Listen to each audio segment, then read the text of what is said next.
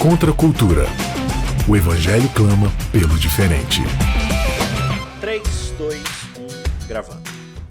Começando mais um Contra a Cultura, chegando aqui para você na Rádio Novo Tempo e também no canal Cristãos Cansados. É uma alegria muito grande ter você aqui com a gente para estudarmos a Palavra de Deus.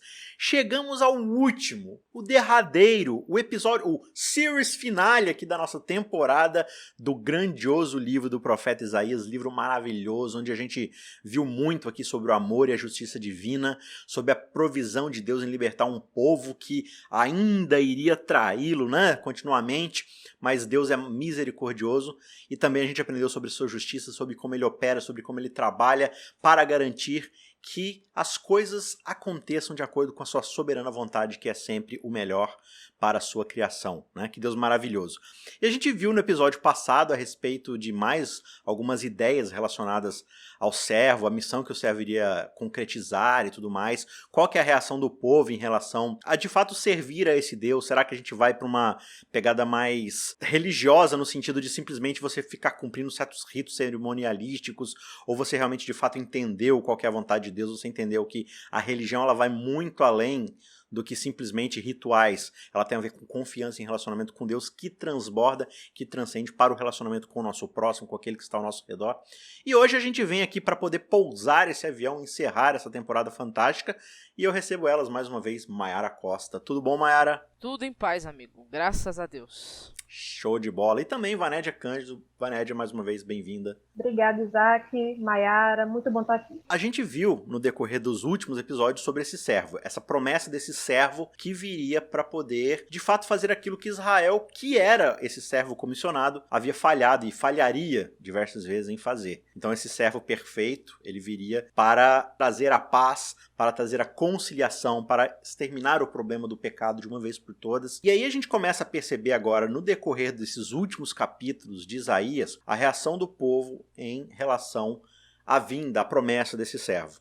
Alguns começam a aceitá-lo, a reconhecer o seu erro, a se arrepender, a ter um relacionamento de confiança com esse servo e, consequentemente, com o Deus que envia esse servo. Por outro lado, a gente percebe uma certa reação negativa por parte de outras pessoas. Essas pessoas, elas são ímpias, elas não aceitam o papel desse servo. Quando a gente começa a ver o ministério de Jesus, a gente percebe nitidamente essa divisão aí desses dois grupos. E por incrível que pareça, a gente começa a perceber que o grupo mais negativo talvez sejam aqueles que tinham mais motivos para abraçar toda a questão religiosa vinda com o Messias, mas são justamente aqueles que mais rejeitam, né? E a gente observa uma promessa no decorrer do livro de Isaías, que é em relação aos próprios estrangeiros. Por mais que os estrangeiros tenham oprimido muitas vezes o povo de Israel, como o Egito, a própria Babilônia, outras nações, tantas ali no decorrer da história, a gente começa a perceber ali também a promessa de que esses estrangeiros vão se aproximar de Deus, vão adorar esse Deus, vão servir a esse Deus. Toda essa reta final aí do livro de Isaías é fantástica. E hoje a gente vai para os dois últimos capítulos para pontuar aí essa mensagem lindíssima, essas promessas lindíssimas do livro de Isaías. E a gente indo aqui então para o capítulo 65, eu queria ler do verso 17 em diante, para a gente começar um pouco aqui a nossa conversa. O verso 17 do capítulo 65 diz: Pois eis que eu crio novos céus e nova terra, e não haverá lembrança das coisas passadas, jamais haverá memória delas. Exultem e alegrem-se para sempre no que eu crio, porque eis que crio para Jerusalém alegria e para o seu povo exultação. Eu me alegrarei por causa de Jerusalém e exultarei no meu povo, e nunca mais se ouvirá nela nem voz de choro, nem de clamor. Não haverá mais nela criança que viva somente alguns dias, nem velho que não complete os seus dias, porque morrer aos 100 anos será morrer jovem, e quem pecar só aos 100 anos será amaldiçoado. Eles construirão casas e nelas habitarão, plantarão vinhas e comerão seu fruto. Não construirão para que os outros habitem, e nem plantarão para que os outros comam, porque a longevidade do meu povo será como a da árvore, e os meus eleitos desfrutarão ao máximo as obras das suas próprias mãos. Não farão o seu trabalho em vão, nem irão gerar filhos para a calamidade, porque são a descendência dos benditos do Senhor, e os seus filhos estarão com eles. Antes mesmo que clamem, eu responderei. Estando eles ainda falando, eu os ouvirei. O lobo e o cordeiro pastarão juntos, e o leão comerá palha como o boi. Pó será a comida da serpente. Não se fará mal nem dano algum em todo o meu santo monte, diz o Senhor. Muito bem, texto fantástico, leitura muito bonita. Esse texto de fato apresenta algumas promessas aqui maravilhosas, que elas inclusive estão no imaginário de acho que boa parte dos cristãos, se não quase todos, né? A gente pode ter talvez ao ler esse texto uma pressa, uma certa ansiedade ali, querer se adiantar e já correr para a interpretação ou para a aplicação do texto aqui, para aquilo que nós estamos acostumados a usar na linguagem do nosso dia a dia. Agora, que cuidados a gente tem que ter? Será que o texto aqui ele já está falando, né? Ele começa com novos céus e nova terra, a gente já pensa, não, obviamente ele está falando de quando a gente for morar no céu, de quando a terra for reconstruída, tudo pegar fogo e Jesus voltar. Obviamente ele está falando disso, novo céu e nova terra. No Apocalipse também fala isso, lá no capítulo 21 e 22. Será que a gente já pode sair correndo e chegar nessa conclusão sem... Não preciso nem estudar, eu já sei que é isso, basicamente, ele tá prometendo isso. Ou será que se eu vou acompanhando toda a narrativa que está sendo disposta aqui pra gente dentro da ideia de Isaías, né, desde o primeiro capítulo, não só as promessas proféticas ali, mas toda a narrativa do que tá acontecendo, e eu chego aqui, aí eu ignoro tudo que aconteceu, tudo que foi falado, tudo que foi discutido, e já vou lá para Apocalipse, milênio, nova terra e tudo mais. Será que essa é uma atitude saudável? Eu preciso ter alguma cautela, eu preciso ter algum... Não é negar nada do que está escrito, é simplesmente ter um pouco de calma, de cuidado, de critério na hora de ler e interpretar esse texto. Como diria um ditado popular nosso, a gente tem que ir mais devagar com o andor da carruagem, né? Nós não podemos ignorar o fato de que quando Isaías escreveu o que ele escreveu, a perspectiva escatológica dele, ou seja, o que é a escatologia? É o estudo dos últimos eventos, né? A perspectiva escatológica de Isaías aqui era a vinda do Messias, porque nós estamos estudando já alguns capítulos e construindo em alguns capítulos a linha do raciocínio, mostrando que quando o Messias viesse, ele seria o renovo, ele renovaria as coisas, ele faria nova todas as coisas. Nós estamos vendo isso. Nós estamos observando nesse texto aqui que Jerusalém seria um lugar de paz, né, com a chegada do rei, com a chegada do Messias. E a descrição de paz, você pode ver aqui, que foi o que leu no finalzinho do capítulo 65, né? O lobo e o cordeiro pastando juntos, né? O leão e o boi comendo palha juntos. Enfim, é uma forma de descrever como seria esse reino com a chegada do Messias, o Messias restaurando todas as coisas. Tudo bem, existem aplicações que são feitas, né, querendo jogar essa realidade para o novo céu e para a nova terra no sentido da escatologia dos últimos, do fim dos tempos, né, da escatologia final, vamos dizer assim. Só que se isso é uma verdade, nós temos muitos problemas com esse texto aqui e corre o risco de colocar outros textos bíblicos em contradição. Por exemplo, quando você vai para o próprio Apocalipse, amigo, que você mencionou, João sim, ele está falando da perspectiva universal da restauração. Só que lá, por exemplo, em Apocalipse 21:4 diz que não haverá mais morte. Aí você vem para Isaías 65, verso 20, e diz que morrer aos 100 anos é morrer jovem. Lá mostra que não haverá mais pecado. Aqui diz que pecar só aos 100 anos, né? Como a gente leu ainda no final do verso 20. Então, a gente tem que ir muito devagar, tomar muito cuidado e tem que aprender a fazer uma correlação responsável dos textos. Eu tenho que entender primariamente Novos Céus e Nova Terra aqui na perspectiva do profeta. Depois eu vejo as aplicações que podem estar sendo feitas por outros autores bíblicos no Novo Testamento. É claro que a restauração de Jerusalém poderia representar algo muito maior, porque o Messias, ele não viria apenas para Jerusalém, ele não viria apenas para libertar o povo de um cativeiro, de um império. O Messias, desde o começo da Bíblia, é uma promessa para restaurar o mundo, o pecado.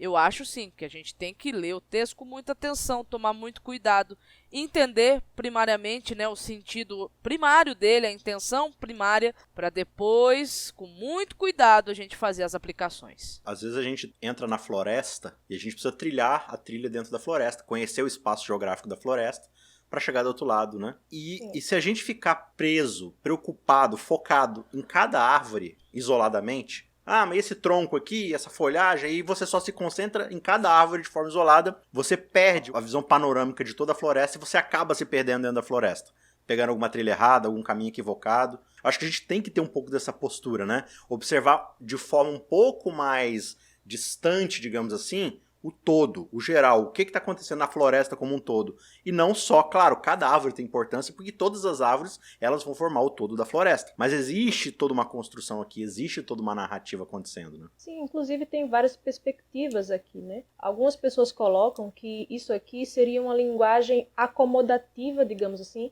para falar de algo que você não teria como mencionar, assim, as pessoas naquele tempo entenderem, né? E outra visão é que isso aqui, na verdade, seria uma restauração gradual que Deus iria operar em Israel. Então, aqui, gradualmente, Deus iria restaurar a terra e o céu, só que por meio do fracasso, digamos assim, de Israel. Então, isso não se deu assim, né? Isso seria uma profecia condicional se Israel cumprisse a sua parte na aliança. Mas como isso não aconteceu, então isso foi posteriormente, né? Você vai ver lá em Apocalipse realmente a plenitude do novo céu e nova terra. Então isso seria gradualmente até chegar naquela descrição do Apocalipse de João, né? Aqui, mesmo tendo várias perspectivas, uma coisa a gente sabe, como Mayra falou, no céu não vai ter morte, no céu não vai ter pecado. Mas, ao mesmo tempo, isso aqui também parece uma descrição muito extraordinária para ser apenas algo assim, uma promessa aqui para esse mundo apenas. Então, aí vai entrar em outras perspectivas que vão colocar como uma profecia de duplo cumprimento. Em alguns momentos está falando apenas para Israel ali, e em outros momentos falando mais de uma realidade escatológica para os últimos dias da nova terra, de fato, né? Então, assim, a gente coloca assim, as perspectivas e aí você vai estudando, vai vendo o que é que se adequa mais. De fato, como você falou, quando a gente pega somente um aspecto e deixa de olhar outros aspectos, a gente vai ter uma noção enviesada, uma noção um tanto falha, limitada daquilo que Deus está querendo falar para a gente. Então, primordialmente, esse texto estava sendo escrito para o povo de Israel, num contexto de que Deus havia falado do exílio e tudo isso. Então, aqui ele estava falando sobre o remanescente desse povo. Então, de fato, Deus tinha que falar numa linguagem que, de alguma forma, o povo pudesse entender. Então, a gente sabe isso, né? Agora, aquilo que é profecia, de fato, apenas para Israel e aquilo que é profecia, de fato, para nós, isso demandaria mais tempo, né? O que a gente quer chamar aqui a atenção é que a gente tem que ter cuidado na hora de ler o texto, para a gente não tirar as passagens do contexto, né? Nessa perspectiva, então, nós poderíamos entender de uma forma ampla, né? É aquilo que não se concretizou com Israel no passado, por causa da aliança que Deus fez com o seu povo, com a humanidade. Nós podemos ver que vai se concretizar no futuro, quando não apenas um território geográfico for restaurado, mas quando o planeta como um todo for restaurado. Sim. Ao seu estado original, né? Sim, muito mais do que o que está prometido aqui, né? Vai ser restaurado de uma forma muito mais plena, né? Porque dentro dessa mesma perspectiva, e de novo, por isso que é importante você ter a noção do todo da narrativa de Isaías, porque você já viu aqui, por exemplo, essa linguagem do lobo e do cordeiro pastando juntos, né? Do leão e do boi, lá no capítulo 7, quando ele está falando da vinda do Messias. E ele promete que quando o Messias vier, você já vai ter um ambiente de paz, onde o cordeiro e o leão e o lobo estarão juntos, né? O cordeiro o boi e o leão ali, essa coisa toda. Ele até fala lá da criança que colocará a mão na toca da serpente lá, né, da áspide e tudo mais. Só que você começa a entender que, tipo, por um lado também, isso é uma linguagem poética que o profeta está se utilizando ali para descrever um estado de shalom, né, de sublimidade que o Messias está trazendo, onde aqueles que são vistos como vulneráveis não estarão mais à mercê dos opressores, dos poderosos e tudo mais. Só que a gente também percebe que mesmo depois da vitória completa do Messias contra o pecado, esse ambiente ainda existe. Ele não é pleno. Aí a gente começa a ver no Novo Testamento essa discussão que os apóstolos vão ter, e o próprio Jesus, que a gente costuma chamar do já é, mas ainda não, né? Você já tem vitória sobre o pecado, mas ainda não se concretizou. Mas não ainda plenamente. Plenamente, tudo mais. Então tudo é ainda, como a Vanédia colocou, esse estado progressivo, onde as coisas vão se encaixando, mas a gente começa a perceber, e aqui a gente já tem alguns indícios, de que a vitória contra o pecado não é simplesmente uma vitória onde o pecado se torna algo administrável. A vitória só vai ocorrer quando o pecado for totalmente aniquilado da face da terra. E aqui, diante da perspectiva de um Israel que ainda vai para a Babilônia, depois de Babilônia ainda vai ter mais exílio ainda, mais exílio não, vai ter mais... Muito, né? Bem pontuado, porque lembre-se, gente, que Israel aqui ainda não Judá, né, ainda não foi para Babilônia. Tudo isso foi escrito para evitar, né, que eles fossem a Babilônia. Isso é uma coisa que a gente não pode nunca esquecer quando estiver lendo Isaías, né? Então esse é justamente o ponto. Da mesma forma como o Messias prometido, esse servo sofredor perfeito e tudo mais, ele vem, mas ele não vem simplesmente para liberar Israel das mãos do jugo romano, que ainda você nem passou por Babilônia, ainda vem Roma ainda lá na frente, né? Mas ele vem e ele simplesmente não livra Israel de Roma. Israel ainda continua sendo perseguida por Roma e tudo mais, mas uma vitória maior do que essa, que vai também resolver esse problema no longo prazo, mas vai responder muito mais problemas, vai resolver muitos mais problemas, da mesma forma que também a gente tem essa promessa de uma paz, de um shalom, que não vai simplesmente resolver o problema imediato da minha dificuldade, mas que vai restaurar todas as coisas no fim, né?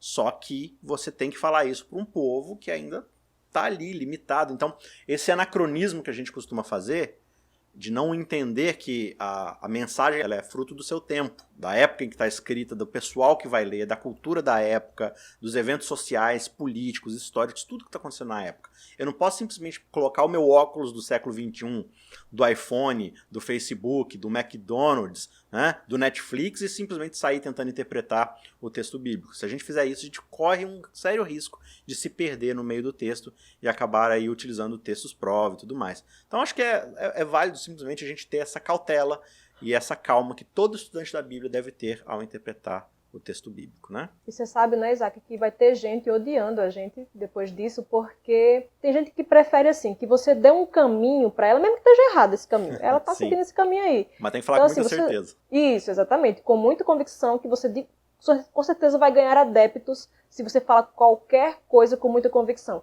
Se você fala assim, olha, vamos dar aqui caminhos, e você vai estudando, e você vai vendo e tal, as pessoas geralmente não gostam disso, gostam daquela coisa mastigada e tal.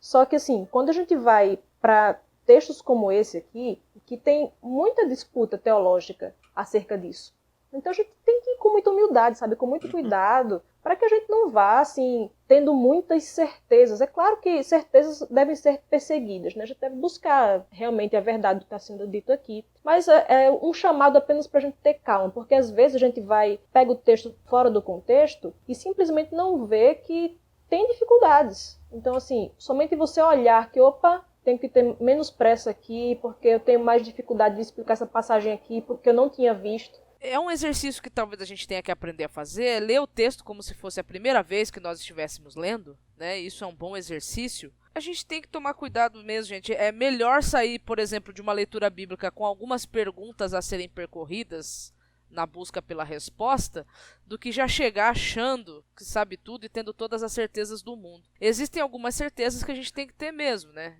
Principalmente em relação a Deus, seu caráter e o que ele veio fazer por cada um de nós aqui nesse mundo. Mas em relação à construção da narrativa como ela está, os textos, tem que ser lido sim com atenção, porque os livros, dentro deles você encontra uma diversidade de estilos literários e você não pode usar um estilo literário para interpretar o outro, né? Senão você acaba entendendo errado. Então, essa cautela ela é muito, muito preciosa, sim. Quando a gente tem muita certeza sobre algo, a gente não tem necessidade de estudar esse algo. Quando eu estou cheio de certeza, eu não tenho espaço para o aprendizado. É impossível você ensinar algo a alguém que já sabe de algo, né? Ou acha que sabe de algo, né? Então, assim, verso 17 não fala aqui que não haverá lembrança das coisas passadas. Não sei se vocês já viram gente falando assim, que no céu a gente não vai se lembrar de nada.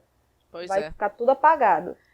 Como é que é esse negócio aí? Chegar lá no céu e não se lembrar de nada. Quem é você? Não se lembrar... Eu não vou me lembrar do meu esposo. Como assim? Como é que... Porque se fosse para Deus apagar a memória de todo mundo, então não precisaria de nada. Ele já levaria todo mundo direto pro céu de uma vez e apagaria a memória de todo mundo. Pra que cruz? Pra que Jesus?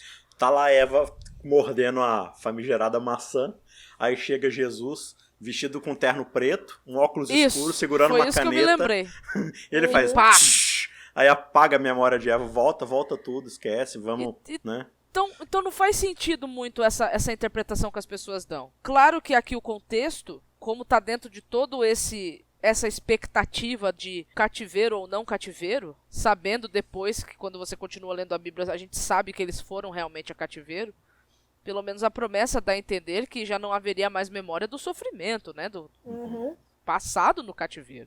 É aquela ideia de uma memória que dói, né? É uma memória Sim. que de fato ela machuca, porque a gente tá agora no meio de uma pandemia que já dura aí há mais de ano, né? E quanta gente a gente tem perdido aí, gente jovem, gente velha, gente querida, e parece que isso nunca vai acabar, né? Parece que essa crise ela não tem fim. E talvez daqui a 20, 30 anos a gente olhe pra trás e já não dói tanto quanto antes. A gente ainda sente aquela dor da perda e tudo mais. Agora, você pensa que em termos de um povo que tá prestes a ir pro exílio, aí o povo tá lá em Babilônia e parece que aquela escravidão nunca vai acabar e tudo mais. Deus tá falando, olha, vai ser tão maravilhoso o que tem pela frente que, tipo, vocês mal vão ter tempo pra ficar pensando nas dores que vocês sofreram no passado. Porque eu vou preencher vocês com tanto júbilo, tanta alegria, que não vai ter espaço pro sofrimento, pro lamento, né?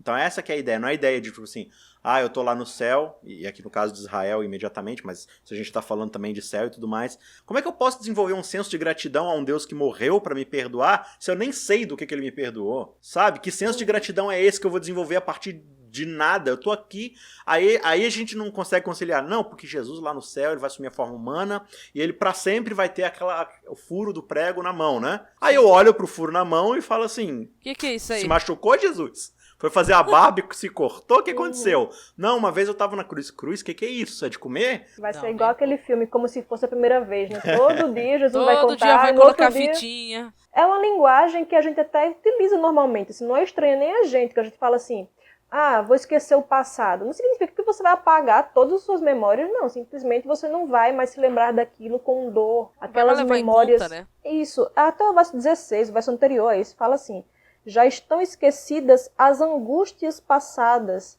e estão escondidas dos meus olhos, né?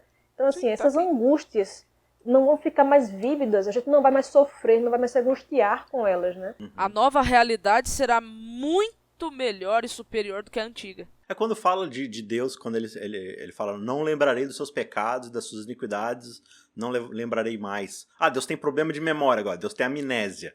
Né? O que ele está falando é que ele não vai levar mais isso em consideração, isso ficou para trás, não faz mais parte do presente, é de uma realidade passada que não influencia mais no presente, né? Então é essa a ideia, e é importante esse exemplo da gente tentar compreender qual que é a linguagem que está sendo utilizada aqui, qual que é essa mensagem maior que está sendo explicada, né? O capítulo 66 retoma aqui com uma linguagem que é uma linguagem muito presente em toda a narrativa de Isaías até agora, que é uma mistura de promessa de esperança com garantia de julgamento, né? E essa coisa vai se misturando ali, né? Ela vai se interlaçando. E o texto começa dizendo, assim diz o Senhor, o céu é o meu trono, e a terra é o estrado dos meus pés. Estrado é o lugar onde descansam os pés, né? Que casa, então, vocês poderiam construir para mim, ou que lugar para o meu repouso? Porque a minha mão fez todas essas coisas, e todas vieram a existir, diz o Senhor. Mas eis para quem olharei? Para o aflito e abatido de espírito, e que treme diante da minha alma. Tá falando aqui, né? Tipo assim, para quem tá acostumado a sentar no céu e colocar os pés para descansar na terra, o que vocês vão construir para mim? Que seja maior que isso, né? E eu nem tô falando das maiores coisas do universo, né? Então, assim, e aí ao mesmo tempo a gente vê um Deus que senta no céu e coloca os pés na terra e de lá ele pega e olha para a criatura mais oprimida, menorzinho, o menor no reino dos céus ali, o mais insignificante, só que tem uma característica que, além de simplesmente a pessoa ser oprimida, é aquele que treme diante da minha palavra, né? Aqui a gente começa a perceber esse contraste que eu vinha falando no começo do episódio, entre esses dois grupos, um grupo que de fato não aceita esse servo, não aceita essas promessas, e o verso 3 agora ele vai retomar a linguagem do julgamento para falar da outra parte do grupo, que é essa que não treme diante da palavra. Ele diz, quem mata um boi é como que comete homicídio, quem sacrifica um cordeiro como que quebra o pescoço de um cão, quem traz uma oferta de cereais como que oferece sangue de porco, quem queima incenso como que bendiz um ídolo. Ele está falando aqui de pessoas que, tipo, vêm para fazer aquela mesma linguagem do capítulo 1 e do capítulo 58, né? Que vêm para fazer o que é certo cerimonialmente, mas suas intenções são de pior das espécies de pecadores, né? Como estes escolheram seus próprios caminhos e a sua alma tem prazer nas suas abominações, assim eu lhes escolherei o castigo e farei vir sobre eles o que eles temem. Porque clamei e ninguém respondeu. Falei e não escutaram. Mas fizeram o que era mal aos meus olhos e escolheram aquilo em que eu não tenho prazer. Eu já vi até pessoas falando, tá vendo, gente? A gente tem que parar de comer carne, porque aquele que mata um boi é como quem mata um homem. Mas será que é isso que está sendo dito aqui? Porque, veja, Deus ele vem falando da sua majestade, porque ele está lá no céu e os pés dele estão aqui na terra, assim, de como ele é grandioso e tal. Aí ele vai dizendo assim, né, no verso 2, que ele vai olhar pro aflito e abatido de espírito, o que treme diante da palavra dele, né? E aí ele vai contrastar isso com as pessoas que faziam esses sacrifícios, essas ofertas, mas faziam isso, parece que tentando impressionar Deus, sabe? Dizendo, olha, meu filho, eu tô aqui sentado no céu, meus pés estão na terra, você acha que vai me impressionar com isso?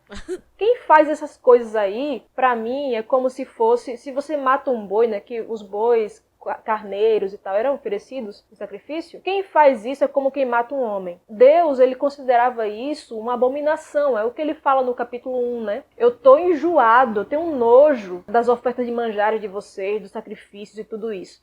Então, mais uma vez, ele retoma esse assunto para dizer, olha, não interessa se você quer oferecer essas coisas buscando segurança nessas coisas, nas coisas que você me oferece. Não é para isso que eu instituí isso. Até porque, se fosse para falar contra você comer carne, eu não estou falando que, gente, regime vegetariano é ruim, não estou falando nada disso, é bobagem, não, é uma coisa muito boa. Mas esse texto não está falando disso, né? Inclusive, se fosse assim, ele fala aqui sobre oferta de cereais também. É oferta de cereais, então você não pode comer mais cereal, né? Então, veja como a gente pegar textos e falar do que ele não está falando, a gente deixa de falar do que ele está falando. E aqui ele está falando sobre algo que muitas vezes a gente faz, porque eu parar de comer carne, beleza, então eu estou livre disso aqui, né? Se for olhar assim. Mas não, ele está falando, olha, você que vai lá, oferece coisas a Deus, achando que com isso você vai conseguir o favor de Deus, que você vai impressionar Deus com isso, Deus se enoja disso. Isso envolve cada um de nós, nas nossas hipocrisias e tudo isso, porque é muito fácil eu determinar que o texto está falando de algo que eu não faço, que não é uma dificuldade para mim. Mas todo mundo tem suas hipocrisias, sabe, suas incoerências, e Deus está apontando para isso e dizendo, olha, eu não penso assim, eu não quero isso. Então todo mundo é atingido com esse tipo de coisa, né? Ele tá trazendo de volta aqui o que abriu o livro de Isaías, né? Então aquela problemática lá do começo, ela volta, que ela é retomada, o ponto é retomado aqui de novo, né? E a linguagem aqui desse bloco do texto é justamente, mais... esses caras aí, porque tudo que ele tá descrevendo aqui, gente, não é dieta. Ele tá falando aqui de rituais. Exato. De rituais religiosos, é disso que ele está descrevendo aqui. Quem mata um boi é sacrifício aqui de ovelha e tal, quem traz ofertas cereais, quem queima incenso. Só que ele diz, todos esses caras aí, eles escolheram seus próprios caminhos e sua alma tem prazer nas suas abominações. É só você ler o capítulo 58. Né? Vocês vêm aqui fazer jejum e não sei o que lá, e guardar o sábado, não sei o que das contas, mas vocês não fazem justiça com as pessoas, vocês não tratam as pessoas como deveriam tratar, vocês são desonestos, mas vocês querem fazer a própria vontade de vocês.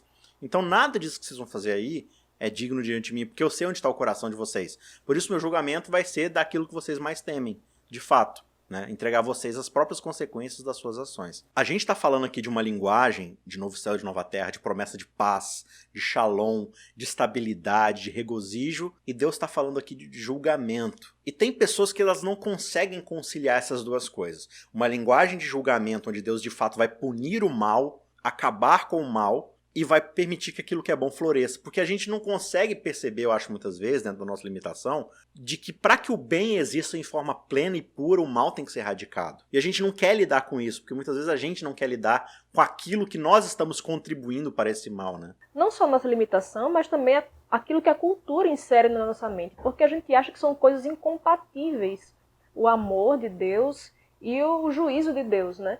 Porque a cultura pensa assim, que se você ama, você aceita tudo e você sempre vai passar a mão na cabeça e o amor não tem espaço para a repreensão, né, para o juízo.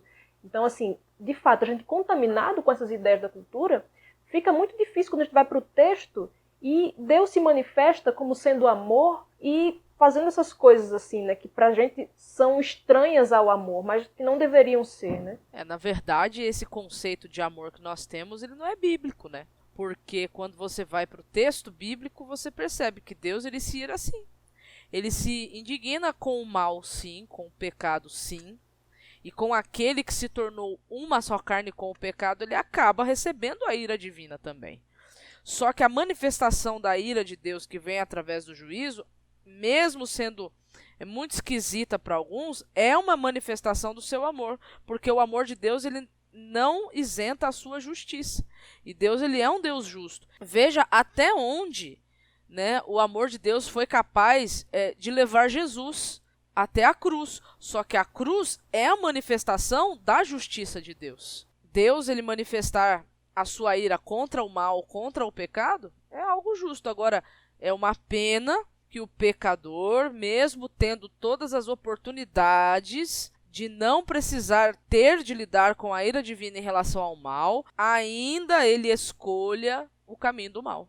A gente não vai se ater a todo o texto, você pode ler aí na sua casa, mas os versos seguintes, eles vão descrever justamente essa imagem do juízo divino, né?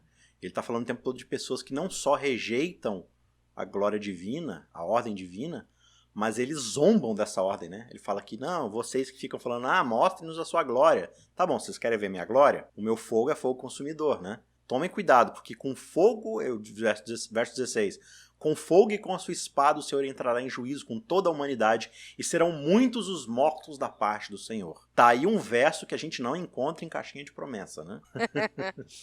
Dificilmente. O verso 17 segue dizendo, o Senhor diz, os que se santificam e se purificam para entrarem nos jardins após a deusa que está no meio, que comem carne de porco, coisas abomináveis e ratos, serão todos destruídos ao mesmo tempo, porque eu conheço as obras e os pensamentos deles e venho para juntar todas as nações e línguas. Eles virão e contemplarão a minha glória. E aí ele começa a falar várias nações aqui, e é interessante que ele está falando aqui dentro dessa linguagem de julgamento. E essa descrição do verso 17, de novo, né? A gente já quer pegar o verso para falar, viu, quem come carne de porco e não sei o que lá, e blá blá blá. Ele só está descrevendo aqui os costumes, sejam sanitários, sejam dietéticos, mas principalmente dentro do contexto de adoração, porque ele começa a falar aqui de se santificar e se purificar para ir adorar uma tal deusa aqui, que eu não sei quem é, mas com certeza ele está falando aqui dentro do contexto de idolatria e tudo mais. Ele está falando, olha, todos esses povos que não me adoram, todos eles, eu estou vindo para julgá-los também. Só que aí a coisa que meio que muda. E ele começa a falar no verso 20, de todas essas nações, eles trarão os irmãos de vocês como uma oferta ao Senhor. Virão sobre cavalos, em carros, em liteiras, e sobre mulas e camelos ao meu santo monte, a Jerusalém, diz o Senhor. Como quando os filhos de Israel trazem as suas ofertas de cereais em vasos puros à casa do Senhor. Também deles escolherei alguns para sacerdotes e para levitas, diz o Senhor. Ué, mas ele está falando ali de um monte de nação que ele vai vir julgar e destruir porque são ímpios, são idólatras. E aí, do nada, ele pega e fala assim, e desses eu escolherei alguns para ser meus sacerdotes e levitas.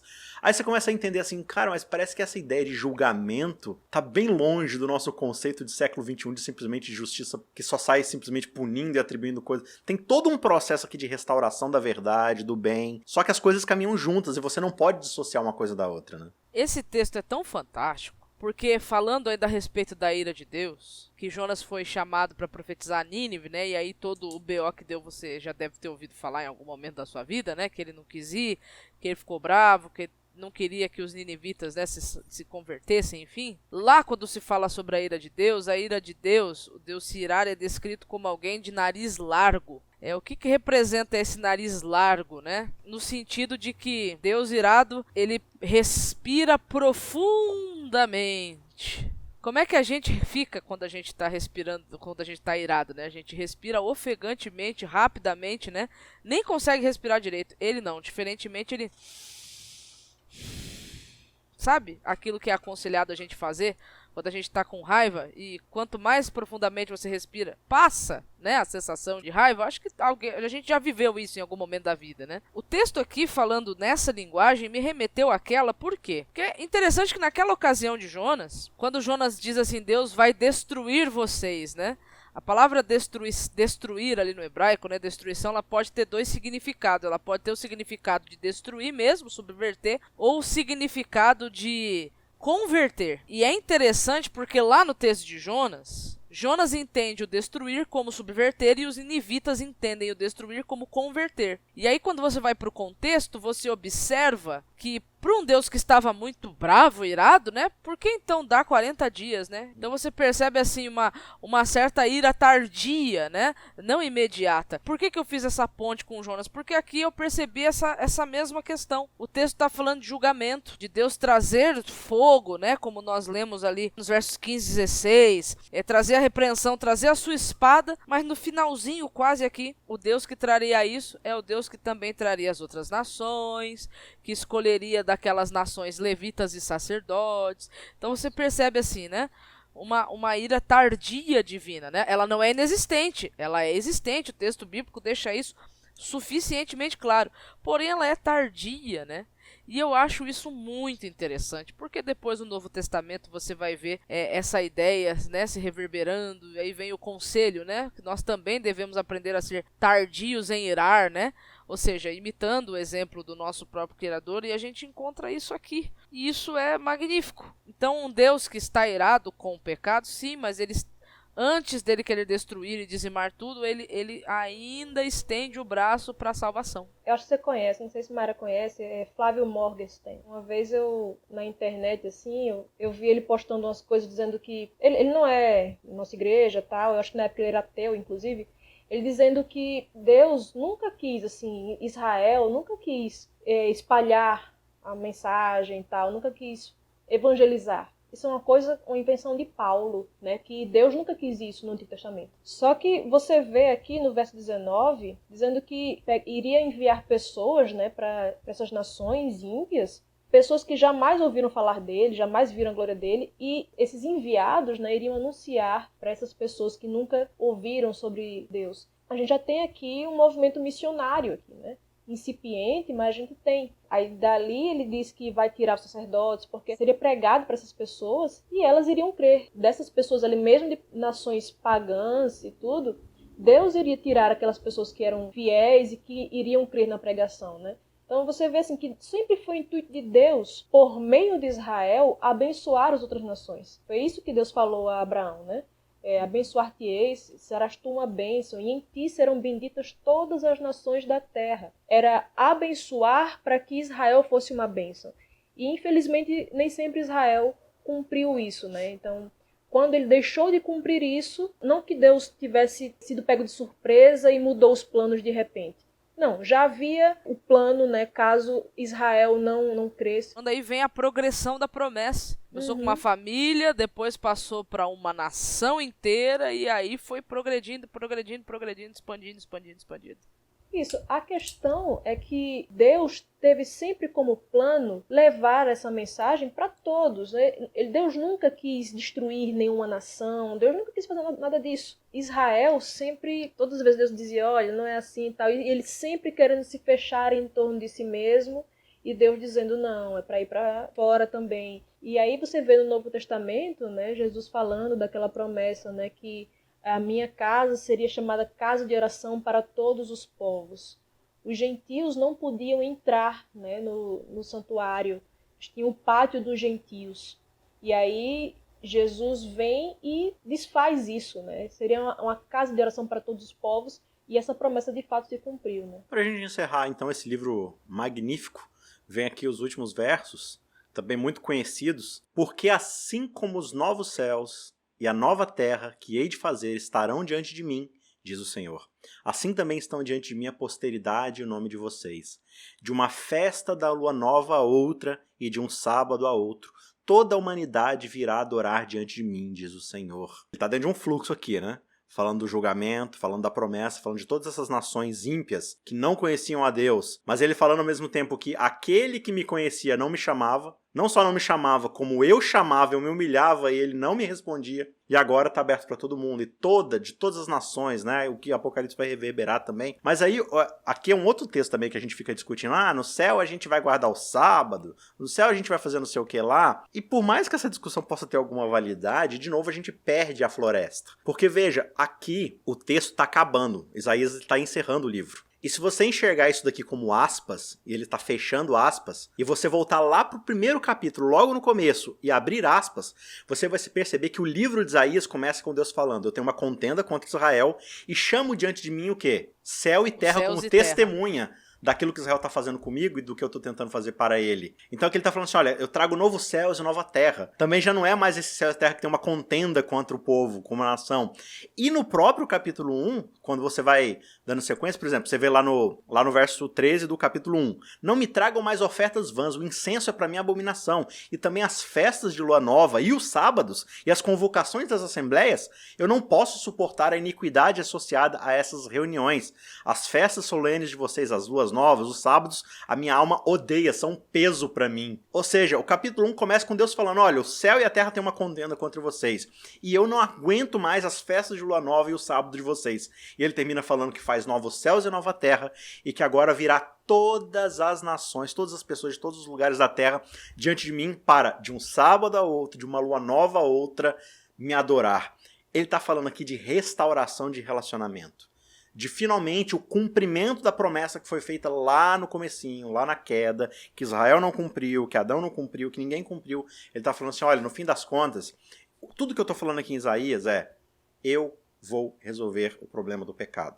Eu vou restaurar o nosso relacionamento. Aquilo que Israel não fez, eu vou fazer por intermédio do meu servo. Se a gente não tem essa promessa em mente, a gente fica discutindo folha, galho, raiz de árvore, ao invés de enxergar o todo do plano de Deus. E como isso é maravilhoso dentro da perspectiva do nosso relacionamento com Ele. Não, e se aqui estiver falando que a gente vai guardar o sábado na nova terra, não que eu esteja dizendo que a gente não vai fazer isso. Mas se esse texto estiver falando isso, então o mesmo texto está falando que a gente vai guardar a lua nova, né? Na nova terra. Não faz sentido, né? E ele está falando aqui, de um sábado a outro, de uma lua nova a outra, dando uma ideia de ininterruptamente. Sim. Né? Não está falando assim, todo sábado, ele está falando de Dia um sábado dia, a outro. mês a mês, Exatamente. continuamente. Aqueles períodos de tempo que eles contavam, né? A semana e o mês. Então, a gente iria adorar a Deus continuamente. Como você Em falou. outras palavras, a adoração vai ser uma adoração eterna, ela não vai ter fim. Porque o relacionamento, mais uma vez, foi reconciliado, né? Essa rebeldia que existia não existe mais. Deus chama agora o seu povo ouve e responde. E esse povo não está restrito a Jerusalém. Esse povo não está restrito ao adventismo. Esse povo não está restrito ao cristianismo. Esse povo é todo aquele que, quando o Senhor chama, ouve a sua voz e responde, estou aqui. Talvez não conheça Deus pelo nome, né? Talvez não conheça todos os rituais, todas as coisas, mas ainda assim são convidados para serem sacerdotes nesse novo pacto, né? Nesse novo relacionamento. Então, a promessa de Isaías é que Deus ele está aberto a um relacionamento com todas as pessoas. E ele vai fazer o possível e o impossível para que esse relacionamento seja, por fim, restaurado. Todas as consequências escatológicas de revitalização, de transformação, de perdão, de reconstrução, de julgamento, tudo isso está implícito dentro daquilo que o Messias viria para fazer e realizar. E com relação a essa questão da ira, você vê que o próprio livro de Isaías termina dessa forma, né? O verso 24 diz, eles sairão e verão os cadáveres dos homens que prevaricaram contra mim, porque o seu verme nunca morrerá, nem o seu fogo se apagará, e eles serão um horror para toda a carne. Veja que Deus já termina o livro assim, né? Isaías relatando ali de uma forma fúnebre, né? Não termina bem o livro, é uma história assim que parece que termina mal, né?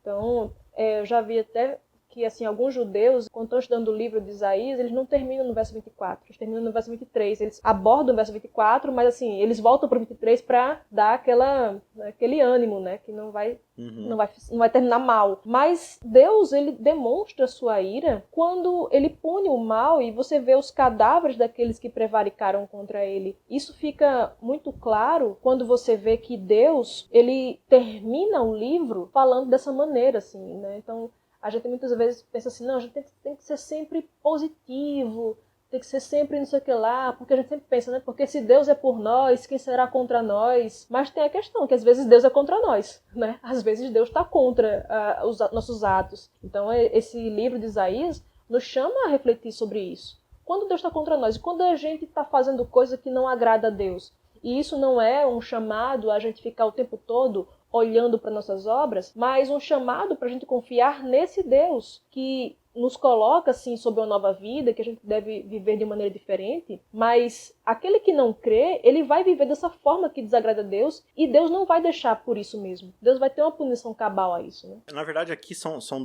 dois caminhos apresentados, né? É a mesma coisa que Moisés faz lá atrás, bênção e maldição. E essa promessa aqui desses cadáveres, dessa morte, dessa coisa aqui, é a garantia de Deus de que o mal não vai se levantar novamente. De que o mal foi propriamente punido, né? Aqueles que se rebelaram contra mim são quem? Justamente aqueles que oprimem o seu próximo, né? Como já foi amplamente descrito em todo o livro. Então a promessa aqui não é simplesmente, cuidado aí que senão eu vou te matar. Não. É tipo assim, olha, você tá vendo que o mal acabou? Então você pode descansar na promessa de que o mal não vai se levantar.